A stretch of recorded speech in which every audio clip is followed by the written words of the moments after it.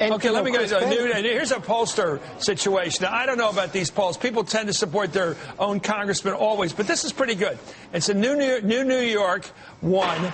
It's a brand new, New York 1 Marist poll, registered voters in Wiener's own district out there that borders, between Queens and Brooklyn. It shows 56%, a sound majority, say don't quit. Your thoughts, Chris, on the significance of that? Well, the significance of that is Anthony Weiner can point to every donor and every party activist and every member of Congress privately who's saying, hey, Anthony, step aside, and say, there's no reason to. Almost 6 in 10 of my constituents want me to stay. Look, he does not have a terrible argument, which is he was elected by the people. He's going to serve out the term he was elected to, and then they can decide. I think what might happen here, and Ben hinted at this, and I would say, Chris, Ben is the top, the par excellence of reporters, political, but especially in New York. He knows what's going on.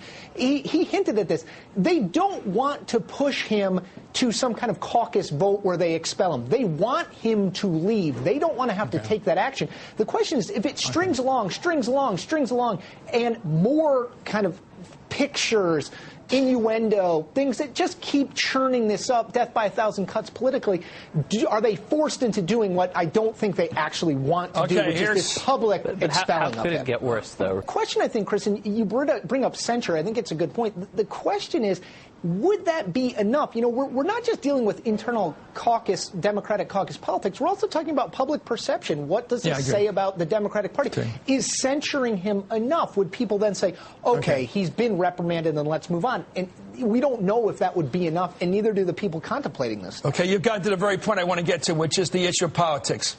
If you're a blue dog Democrat from a conservative, culturally part of the country where you're fighting out every election with 2 or 3 points to spare, if you're a Matheson from Utah, or you're from Oklahoma and you're a Boren and he's leaving Congress, your life's getting difficult enough defending the East Coast and the left coast Democratic Party. They're too far left. Look at what happened in Arkansas last year. It's getting very, very hard to defend the behavior politically of the party. Now you throw on top of that immoral behavior, indiscreet behavior, embarrassing behavior, gross behavior like this, and you still have them in your midst. And that's my question to you. If you're Steny Hoyer, who does speak for the Blue Dogs, if you're Nancy Pelosi, the former speaker who has to deal with them, don't you have to deal with the fact you're losing any chance of getting back a 218 majority? I want you to pick this up, Ben. This is, to me, the stakes here.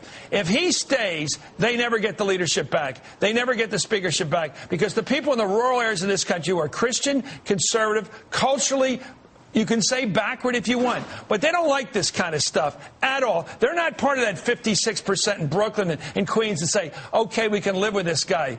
Your thoughts, Ben? Isn't that the cutting edge of this? I think it's June of 2011. I think it was June of 2012.